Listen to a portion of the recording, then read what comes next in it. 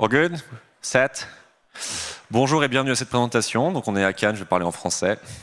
So will be a talk about how to build the Ethereum game today. I'm wearing a beautiful preuve à divulgation nulle de connaissances t-shirt, which means zero knowledge in French. And a lot of this thing will be circled around how to use zero knowledge proofs.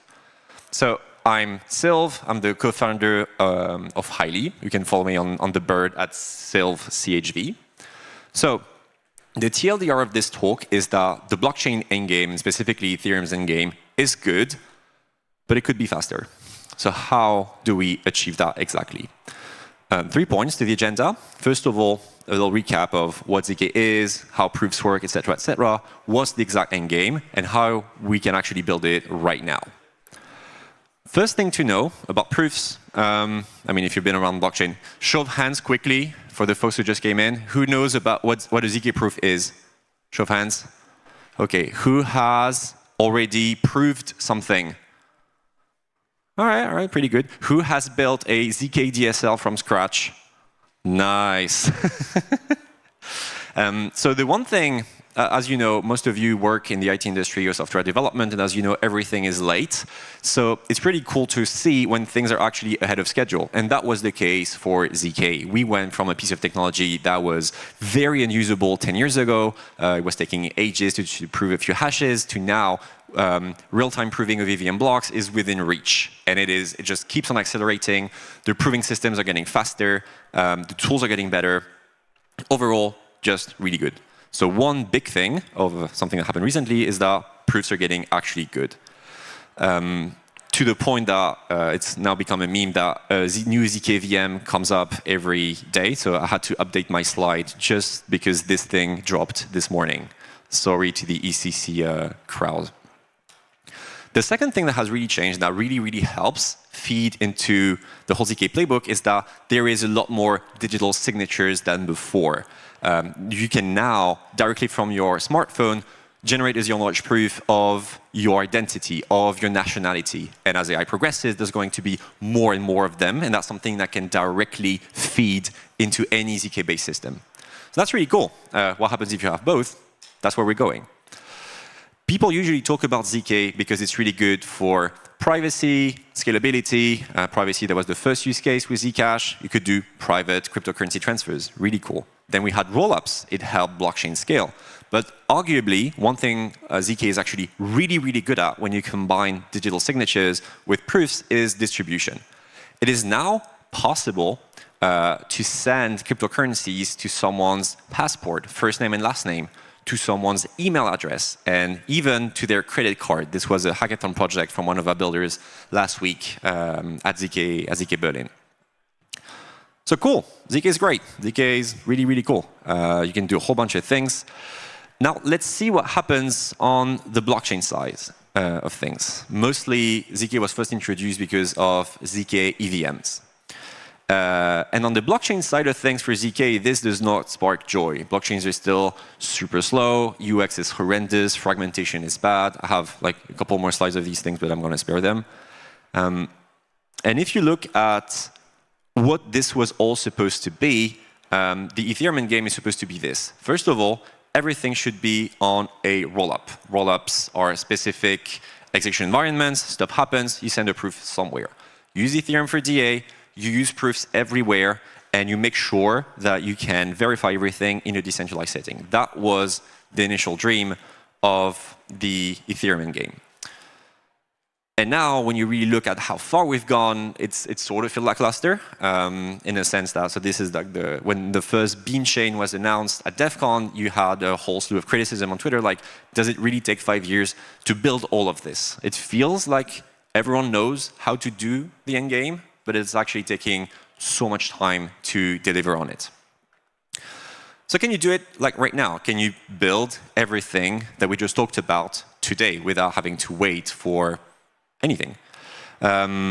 This is an article from Vitalik Buterin called The Purge, and this is like the last bit of the article. And it's called A More Radical Approach. Actually, we could just take Ethereum and just keep the Beam chain, remove everything about the EVM, and just verify proofs. And that's basically what we've done at Highly. We have built the more radical approach. So basically, to build the endgame, you just need three things. You need a scalable DA layer, you need native proof verification, and you need very fast consensus. And that's it. That's all you need. These should not be three separate protocols. You can build all of them in one go, and that's what we've done at Highly. So on Highly, it's very simple. Everything is a proof. We've got proofs everywhere and very, very sweaty Steve Ballmer memes. We have had to make some trade-offs. So for example, there is no storage. You just store a commitment of the data and you store it somewhere else. This is not our job. There is no execution environment. Whenever you update the state of your application, you just send the new state along with the proof and you're done. Execution happens elsewhere.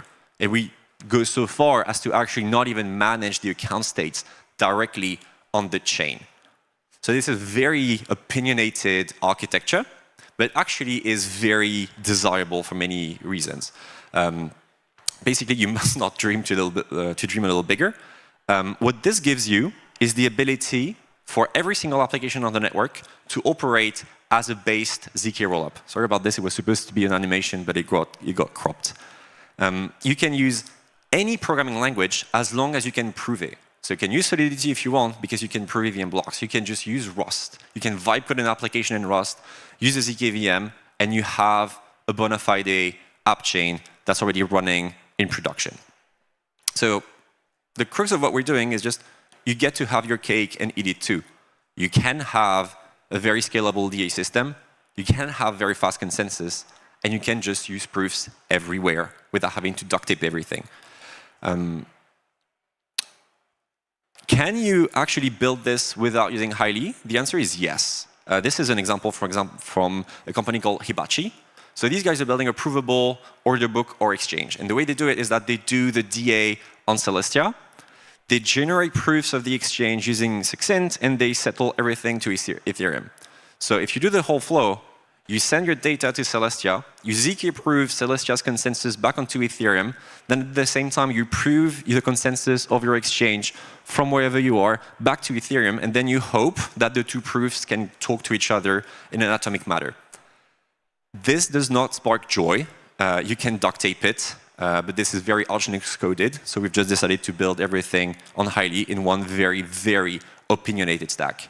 Again, you get scalable DA, fast consensus, and native proof verification. This was a good article by one guy at Paradigm who was talking about what is the ethos that you're fighting against. So for Solana, for example, it was actually solo staking sucks. It is okay to have a bit of decentralization, and that's the thing they run with. Our thesis at Highly is that modularity sucks. If you need to solve a problem by adding 3 different protocols, you're probably not solving the right problem. You can duct tape things, but our thesis is that you can actually just build a very opinionated one-stop shop and a full-stack solution. So what is the trade-off in all these things? Like you're hearing me talking about it, like you speedrun the Ethereum game, you just use proofs. Why hasn't anyone done this before? Because it's actually really hard from a design standpoint. Like think of it, you have a blockchain, there is no execution environment, no state. How do you make sure, for example, that your contracts can talk to each other? Proofs take time to generate, sometimes even minutes. How do you solve for this? How do you even manage the fact that you can generate 2 proofs for the same thing at the same time, and that can collide?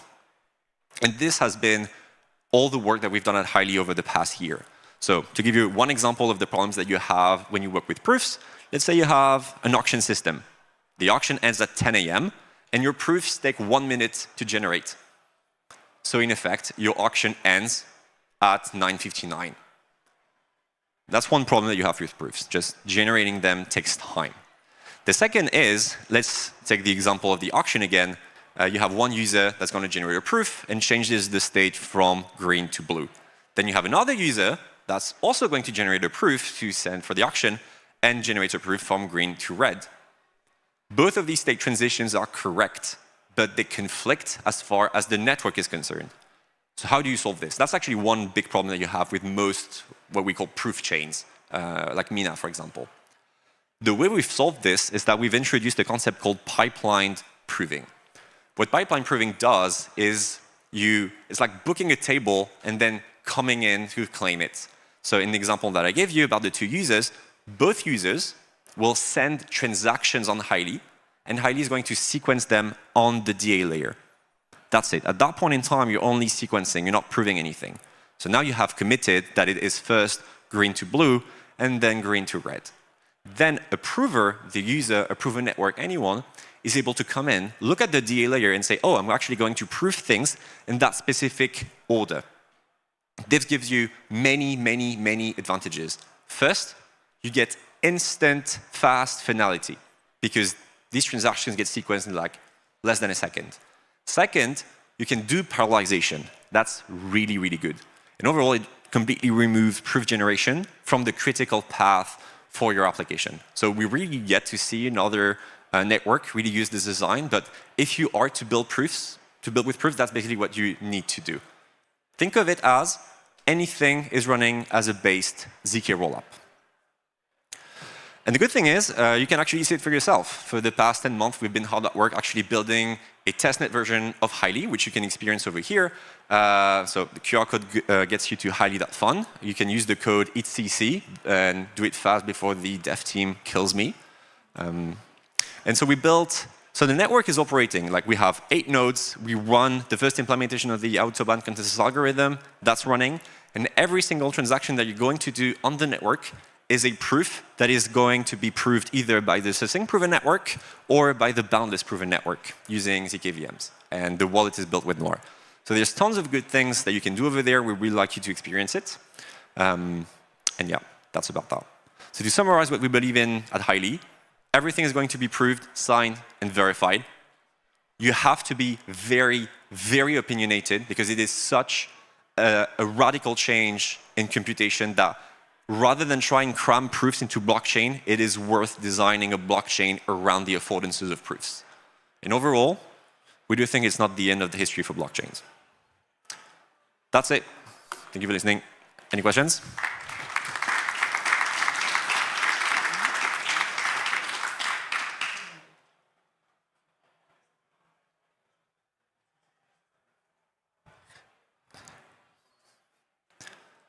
Do the people who built ZKDSL have questions, maybe?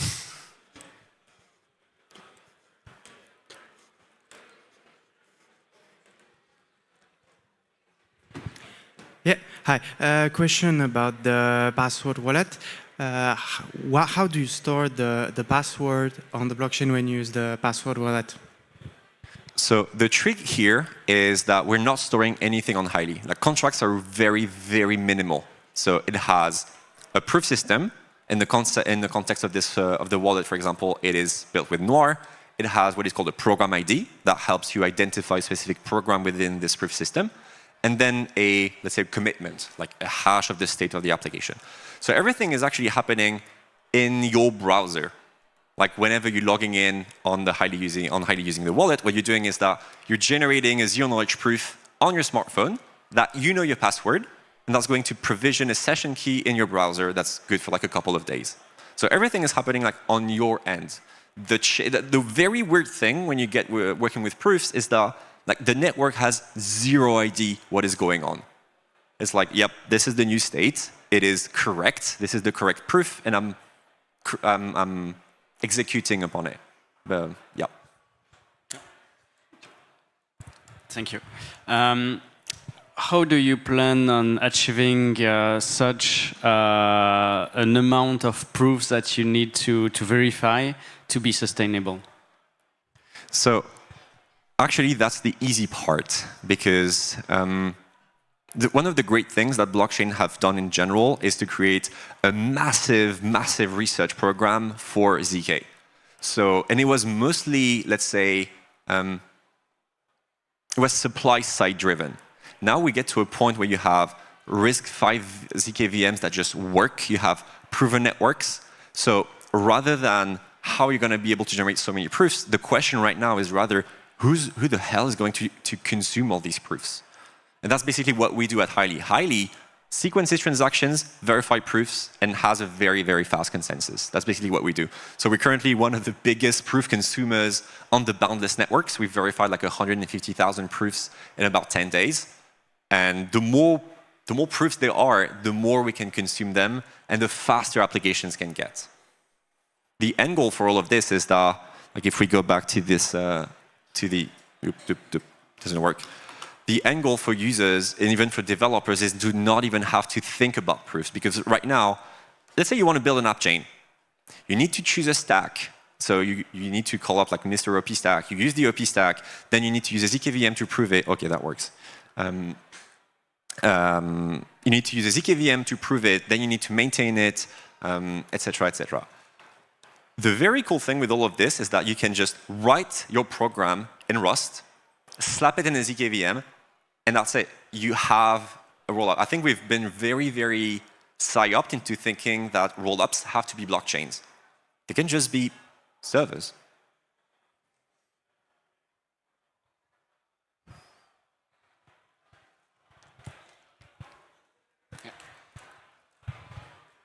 I almost understand nothing of the talk. But is Highly like L1 or what? And where does it derive its security from? Is there a consensus mechanism with stakers and stuff like that? Yep. Okay. POS as God intended. Sorry?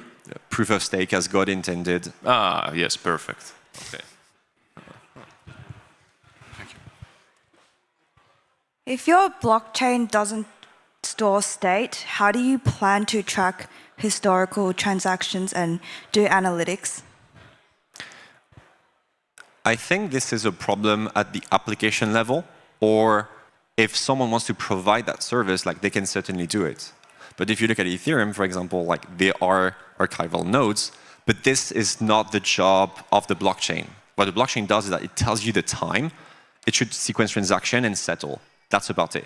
Anything else can be provided as a service on top of it. Like we currently host an archival node, and the very good thing with proof-based systems is that you do not need to have the whole history of transactions. You can just have a single backup, and with the proof, you can just check that it corresponds to the correct state. So it's very easy to build. Any last quick question? No? So thank you.